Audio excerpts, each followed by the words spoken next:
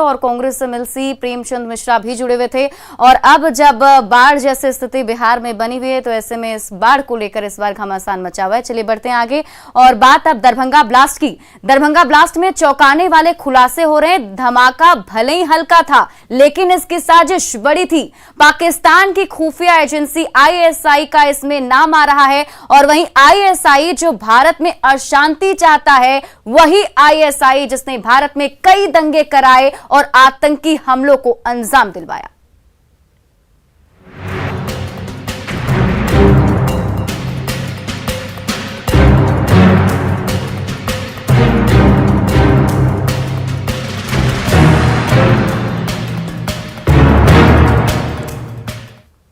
और सबसे पहले दरभंगा ब्लास्ट मामले में अब तक क्या कुछ हुआ है आपको ये बताते हैं।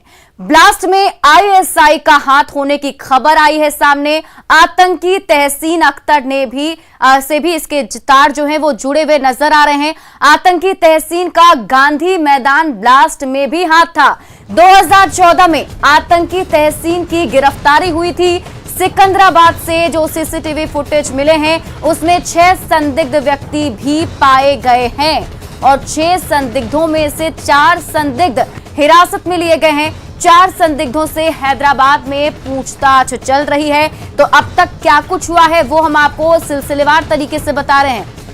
और ये देखिए, 5वीं बात कि सिकंदराबाद से जो सीसीटीवी फुटेज मिले उसमें 6 संदिग्ध व्यक्ति मिले हैं जिनकी जांच की जा रही है। 6 संदिग्धों में से 4 संदिग्ध हिरासत में फिलहाल लिए जा चुके हैं और इन 4 संदिग्धों से हैदराबाद में ही पूछताछ की जा रही है। इसके अलावा दरभंगा स्टेशन का 17 जून का जो सीसीटीवी फुटेज है उससे भी निकाला गया है, उससे भी खंगाला जा रहा है।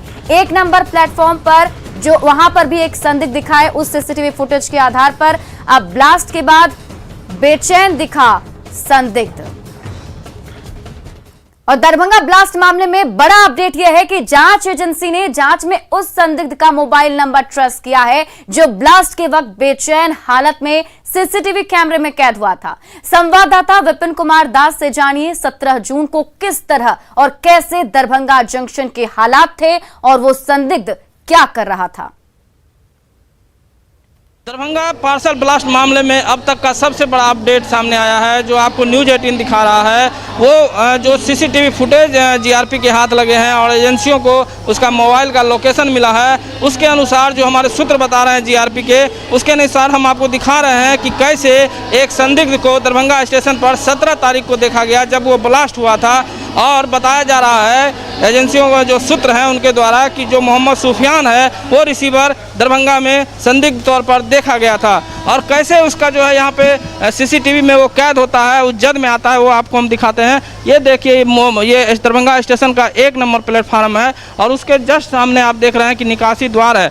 उसी निकासी द्वार से वो शख्स अंदर आता है। अंदर आने के बाद सामने जो है बगल में ही जीआरपी का जो थाना है, जीआरपी थाने के जस्ट ऊपर आप देखेंगे एक बड़ा सा कैमरा है जिसकी जद में वो संदिग्ध आया। वो काफ़ी, चूँकि उस समय तक ब्लास्ट हो चुका था, वो काफ़ी बेचैन था और घबराया हुआ सा लग रहा था। जिसके बाद वो जो सूत्र जिसने सीसीटीवी में उसे देखा है उनके द्वारा जो बताया गया कि फिर वहाँ से वो आगे बढ़ता है और आगे बढ़ के थोड़ा दूर जाने के बाद वो रुक सा जाता है। चूँकि हम आपको ब्लास्ट की वो जगह दिखा रहे हैं जहाँ पर ब्लास्ट हुआ था, उसके सामने भी सीसीटीवी लगे हुए हैं। वो यहाँ आके कुछ देर के लिए रुक सा जाता है, फिर वो अपने आप को वहाँ से बैक कर लेता है, वहाँ से पीछे चल जाता है और पीछे जाने के बाद वो आगे से मुड़ के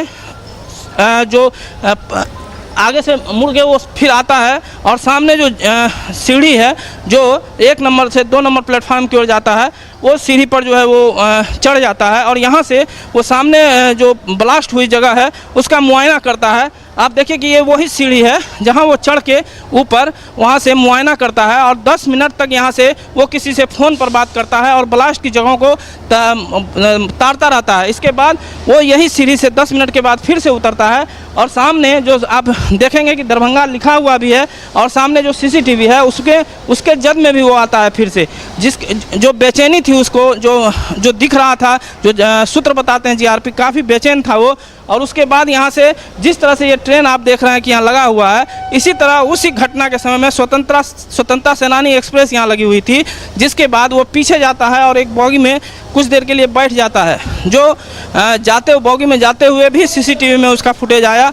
उसके बाद वो काफ़ी देर तक उसमें रहता है, फिर वहाँ से निकलता है और उसके बाद वो संदिग्ध सीसीटीवी के जद से गायब हो जाता है। तो ऐसा जांच एजेंसी, जिसके बाद जो है उसका पूरी जो जहाँ से उसका लोकेशन था बात करने का, वहाँ पर जो है उसको टावर को सर्च किया गया, जिसमें उसका मोबाइल नंबर भी निकल के सामने आया है। मोबाइल नंबर सर्च करने के बाद और वो संदिग्ध की जो तस्वीर थी वो कुर्ता और पजामा और टोपी लगाया हुआ था, जिसके बाद से उस पर जो जांच एजेंसी है उसको ढूंढने में लगी हुई है।